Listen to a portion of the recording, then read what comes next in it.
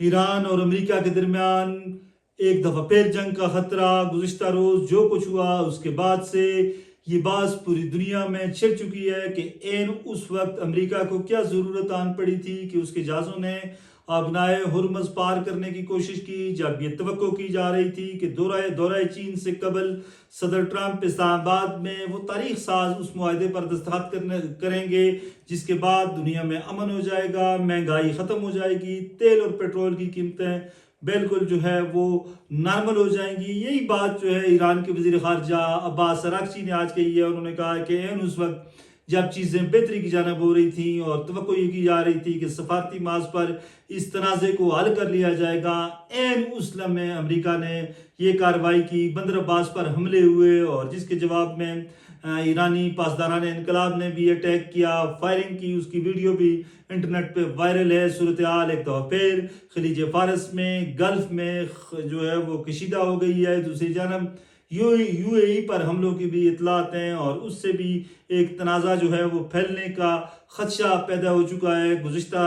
2 रोज़ कबल या 3 रोज़ कबल इस बात के वाज़ेह इम्कानात पैदा हो गए थे कि सदर ट्रंप जो हैं वो इस बात पर राज़ी हैं कि वो मुआहदा करना चाहते हैं और जो उनकी शिकें थी एन उन शिकों के मुताबिक ईरान की क़यादत वो भी मुआहदे पर तैयार थी और तवक्को ये की जा रही थी कि इस्लामाबाद में रवां हफ्ते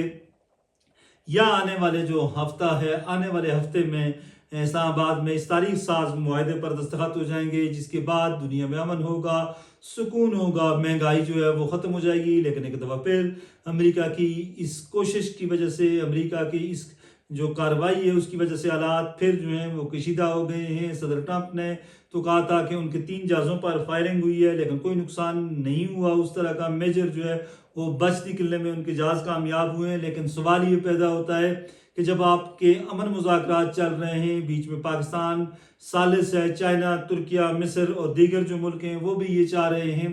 कि वो भी गारंटर बने और वो भी इस मामले को हल कराएं। ऐसे में क्या ज़रूरत थी कि अमरीकी जहाज़ों ने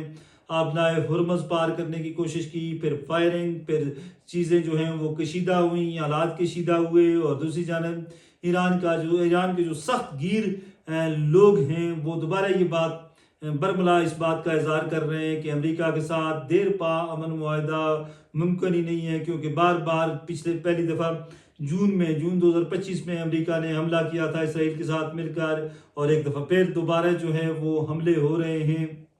इसराइली हमला हुआ था जून में और एक दफ़ा फिर जो है दोबारा हमले हो रहे हैं। ये इस बात की निशानदेही करते हैं, गम्माजी करते हैं कि अमेरिका जो है वो रिलायबल नहीं है, अमेरिका पर हम एतमाद नहीं कर सकते और पाकिस्तान की कोशिशों को शदीद तरीन दचका लगा है। शदीद तरीन वो कोशिशें जो हैं मुतसर हो रही हैं। पाकिस्तान के वज़ीर आज़म मियां शहबाज शरीफ और फील्ड मार्शल सैयद आसम मुनीर मुसलसल इस कोशिश में रहे हैं कि ये तनाज़ा जो है ये बढ़े ना, बल्कि आहिस्ता आहिस्ता जो है ये ख़त्म हो। और जिस तरह ऑपरेशन फ्रीडम कर रहे थे सदर ट्रंप, वो पाकिस्तान की दरख्वास्त पर, पाकिस्तान की कोशिशों पर, पाकिस्तान की सफारती जो है वो एक एफर्ट थी जिसके बाद प्रेसिडेंट ट्रंप ने उस ऑपरेशन को रोकने की मंजूरी दी और उसके बाद ये तवक्को पैदा हो रही थी कि दुनिया में अमन होगा, सुकून होगा और अमन का गहवारा बन जाएगा ये ख़ित्ता।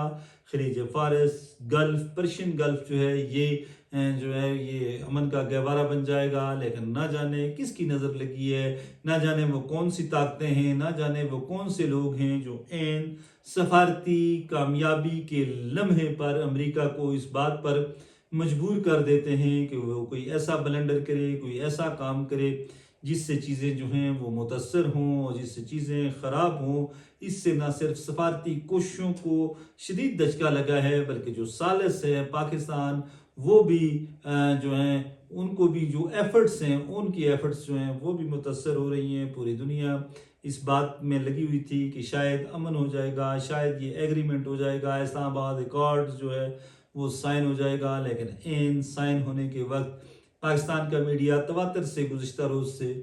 ये खबर चला रहा है कि प्रेसिडेंट ट्रंप जो हैं 14 मई से चाइना जाएंगे। लेकिन तवक्को ये की जा रही है पाकिस्तानी मीडिया के मुताबिक कि वो इस्लामाबाद आएंगे इस दौरे से कबल और इस तारीख साज एहतसाज अकॉर्ड पर साइन करेंगे। लेकिन एक दफ़ा फिर हालात जो हैं वो कशीदा हो गए हैं। अब्बास अराग़ची जो